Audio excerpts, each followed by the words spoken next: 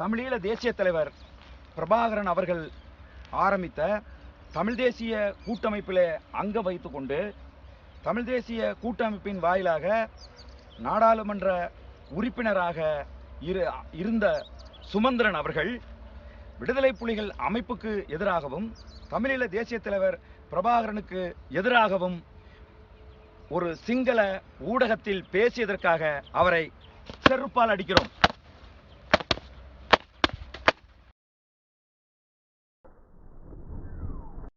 தமிழின துரோகி சுமந்திரன், தமிழின துரோகி சுமந்திரன், சிங்கள கைக்கூலி சுமந்திரன், சிங்கள கைக்கூலி சுமந்திரன், சிங்கள கைக்கூலி சுமந்திரன். தமிழ் தேசிய கூட்டமைப்பு என்கிற அமைப்பை நம்முடைய தமிழீழ தேசிய தலைவர் ஆரம்பித்தார். அந்த அமைப்பினுடைய யாழ்ப்பாணம் தொகுதியில நின்று வெற்றியடைந்து சுகபோகத்தை அனுபவித்த சுமந்திரன் அவர்கள் தொடர்ச்சியாக தமிழீழ தேசிய தலைவருக்கும் விடுதலை புலிகள் அமைப்புக்கும் எதிராக பேசி வருகிறார். அதை கண்டிக்கும் விதத்தில் அவருடைய உருவப் பொம்மையை செருப்பால் அடித்து இன்றைக்கு நாங்கள் கொளுத்தி இருக்கிறோம். சுமந்திரன் அவர்களுக்கு நாம் சொல்வது என்னவென்றால், தமிழீழ தேசிய தலைவர் அவர்கள் வேண்டுமென்றே விரும்பி ஆயுதம் தூக்கியவர் அல்ல. அவர் சொன்னார், ஜெயார் ஜெயவர்தனே ஒரு உண்மையான பௌத்தனாக இருந்திருந்தால் நான் ஆயுதம் தூக்கி இருக்க வேண்டிய அவசியம் இருக்காது என்று சொல்லி இருக்கிறார். நான் விரும்பி ஆயுதம் தூக்கியவன் அல்ல. சிங்கள பேரினவாத இராணுவமும் சிங்கள இனவெறி பிடித்த அரசும் தமிழர்கள் மீது நிகழ்த்திய ஒடுக்குமுறைக்கு எதிராக எங்கள் இனத்தை பாதுகாப்பதற்காகத்தான் நான் ஆயுதம் தூக்கினேன் என்று அவர் சொன்னார். இந்த நாள் இன்றைக்கு 14/5/1976 நாள் வட்டுக்கோட்டையில தந்தை செல்வா அவர்கள் ஒரு தீர்மானம் போட்டு, இனி ஜனநாயக வழியில சிங்களர்களிடம் உரிமை கேட்க முடியாது என்று அவர் இளையோரிடம் ஒப்படைத்தார்.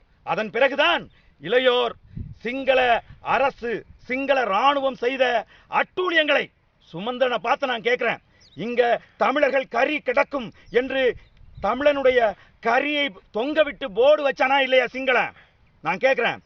இலங்கையில கொழும்புல சிங்கள மக்களோடு வாழுவது எனக்கு பெரும் பாக்கியம் என்று சொல்லுகிறியே, அவமானமா இல்ல? நீ எல்லாம் உயிர் வாழலாமா? ஒரு இனத்தை காட்டி கொடுக்கிற துரோகிடா நீ சுமந்திரன். உனக்கு வெக்கமான சூடு சுரணை இருந்தா நீ உயிர் வாழலாமா? சிந்திச்சு பாரு. கொழும்புல சிங்களவர்களோடு வாழ்வது உனக்கு பாக்கியமாக இருக்கலாம். ஆனால் எங்கள் தேசிய இனத்தை அழிச்சு ஒழிச்சவன் எத்தனை வருஷம்? 35 வருஷம் ஆயுத போராட்டம் நடத்திருக்கான். எவனாவது ஒரு சிங்களன் சொல்ல முடியுமாடா சுமந்திரன்? எவனாவது ஒரு சிங்களச்சி சொல்ல முடியுமா? விடுதலை புலிகள் அமைப்பு எங்களை கொடுமை செய்தது, எங்களை அழித்தது, எங்கள் பெண்களை கற்பழித்தது அப்படின்னு ஏதாவது ஒரு சிங்களச்சி, ஏதேனும் ஒரு சிங்களன் சொல்ல முடியுமா? உலகத்தின் மிக நேர்மையான மிக சரியான ஒரு விடுதலை இயக்கத்தை கட்டமைத்த பிரபாகரன் அவர்களை அவர் ஆயுதம் தூக்கி போராடியதால் தான் எனக்கு பிடிக்கவில்லை என்று சொல்லுகிறாய். எங்களுக்கெல்லாம் இன்னும் என்ன நினைத்துக் கொண்டிருக்கிறாய் சுமந்திரன்? இந்த தனி ஒன்றே ஈழம் என்கிற அந்த போராட்டம் முடிந்து விட்டது என்று நீ நினைத்துக் கொண்டிருக்கிறாய். கிடையாது, அது தொடர்ந்து கொண்டுதான் இருக்கிறது. உங்களை போன்றவர்களை அழித்து ஒழிக்கணும். நான் தமிழ் மக்களிடம் பார்த்து, ஈழ தமிழ் மக்களிடம் என்ன கேட்கிறேன் அப்படின்னு சொன்னா, இந்த தமிழ் தேசிய கூட்டமைப்பில் இருக்கிற இலங்கை தமிழரசு கட்சிக்கு இனி ஒருபோதும் வாக்களிக்காதீர்கள். திரு சம்பந்தன் அவர்கள் சொல்லுகிறார்கள், அது சுமந்திரனுடைய தனிப்பட்ட கருத்து என்று. சுமந்திரனை கட்சியிலிருந்து தூக்கி வீசுவதற்கு யோக்கியதையற்ற அந்த சம்பந்தன் ஏன் அந்த கட்சியிலிருந்து தூக்கி வீசினா என்ன? அவன் என்ன பெரிய பேச்சாளன்? இதோட இனி யாரும் தமிழீழ விடுதலை புலிகள் குறித்தும் தமிழீழ தேசிய தலைவர் குறித்தும் பேசுவதை நிறுத்திக் கொள்ளுங்கள். இது ஒரு எச்சரிக்கையாகத்தான் இன்றைக்கு செருப்பால் அடித்து உருவ பொம்மையை எரித்திருக்கிறோம். ஆகவே தமிழீழ போராட்டம் என்பது தமிழ் மக்களை அழித்து ஒழித்ததற்கு எதிர்த்து இளைஞர்கள் கையில் எடுத்து நடந்த அந்த போராட்டம் என்பது ஒரு தூய்மையான போராட்டம்.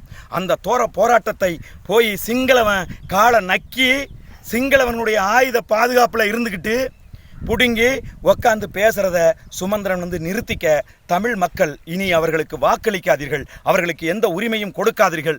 விடுதலை புலிகளை பற்றியோ விடுதலை புலிகளினுடைய தலைமை பற்றியோ விமர்சிப்பதற்கு சுமந்திரன் போன்றவர்களுக்கு எந்த அருகதையும் கிடையாது. ஆகவே தமிழ் மக்களே, இனி எதிர்வரும் காலங்களில் இது போன்றவர்களுக்கு நீங்கள் வாக்களித்து பெரும் பதவிகளை நிச்சயமாக கொடுக்க வேண்டாம் என்று கேட்டுக்கொள்கிறோம்.